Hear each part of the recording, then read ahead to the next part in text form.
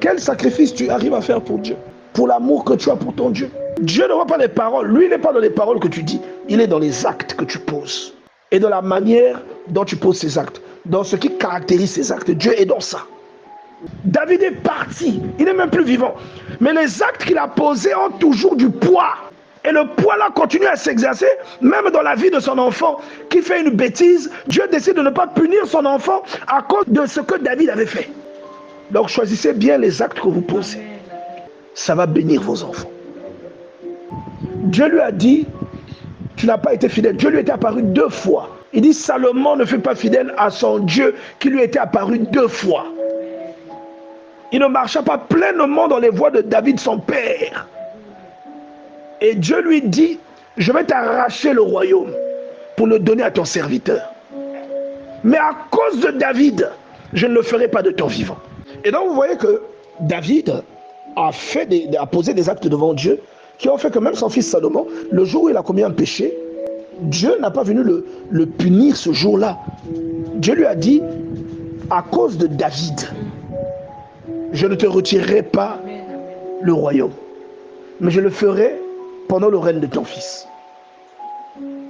Et à cause de David, je laisserai au moins un descendant à David en train de régner sur Juda. À cause de David. C'est même pas à cause de Salomon. Tu vois. Ce qu'il avait fait là quand il allait construire des temples à Astarté, à Moloch, pour ses femmes, toutes les bêtises qu'il avait faites, Dieu aurait pu le frapper de mort. Dieu aurait pu lui ravir le royaume et le donner à un autre. Donc les sacrifices que tu fais aujourd'hui peuvent engendrer une grâce qui va profiter à tes enfants. Et moi je connais des personnes, je connais des gens, et je connais des enfants c'est vraiment des cancres. Je connais une famille où les enfants ne sont pas intelligents. Mais tous ces enfants-là, aujourd'hui, sont bien positionnés. Et c'est grâce à leur père. Leur père a fait beaucoup de bien aux gens. C'est quelqu'un de généreux. C'est quelqu'un qui aime la prière. Il est capable de prier toute une nuit tout seul. Tout seul.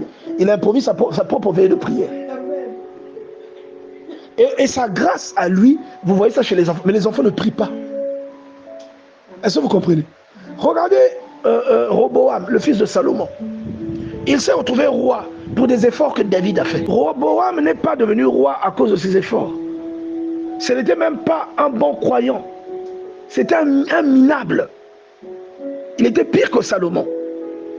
Vous voyez un peu? Il n'avait aucune sagesse. Alléluia. Est-ce que quelqu'un comprend ça? Donc choisissez bien les actes que vous posez. Ça va bénir vos enfants.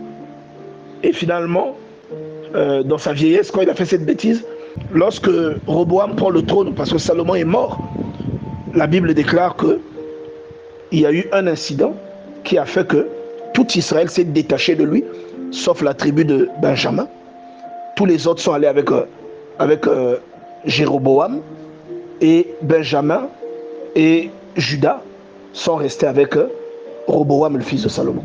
Donc il lui est resté que 2 tribus et un seul royaume, le royaume de Juda.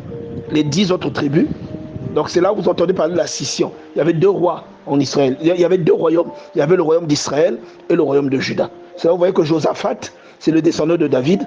Akab, c'est le descendant de notre roi. Donc il y avait 2 royautés en Israël.